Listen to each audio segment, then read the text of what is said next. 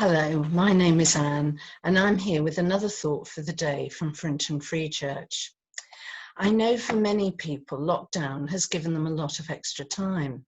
Some have used the time to take up a new hobby or sport, others to decorate the bathroom or give the garden a makeover. Others have been sorting through all those old photographs or doing something else they've been meaning to do for ages. But for me, it's rather been business as usual. In fact, I seem to have been busier than ever for various reasons. And things like shopping in the supermarket take twice as long, don't they, at the moment, because of all the queuing as a result of social distancing. Don't get me wrong, I totally understand the reason, but it does all take longer.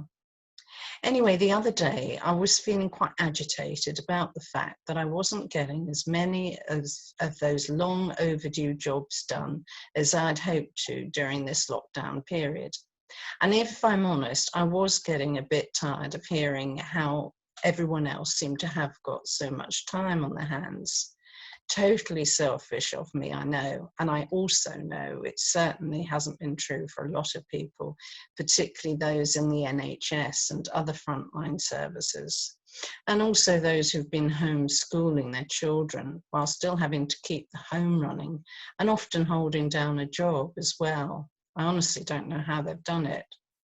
And I don't normally feel sorry for myself like that, but that was how I was feeling this particular day.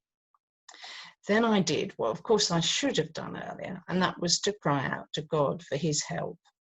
And God is so gracious, isn't he? He could so easily have told me that as I'd taken so long to ask for his help, he'd leave me to stew in my own juices for a while.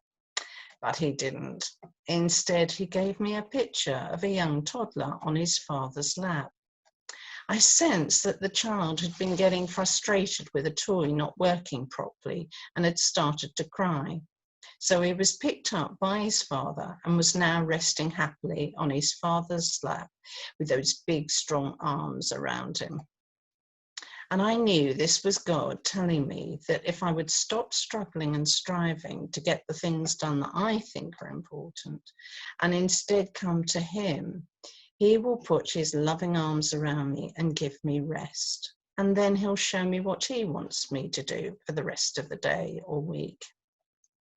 As he promises in Matthew 11:28, "Come unto me, all you who are weary and heavy laden, and I will give you rest."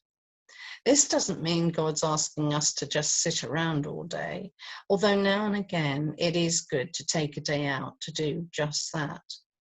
But that if we make enough time to be with him, he will give us his strength and his energy to do the things he puts at the top of our lists.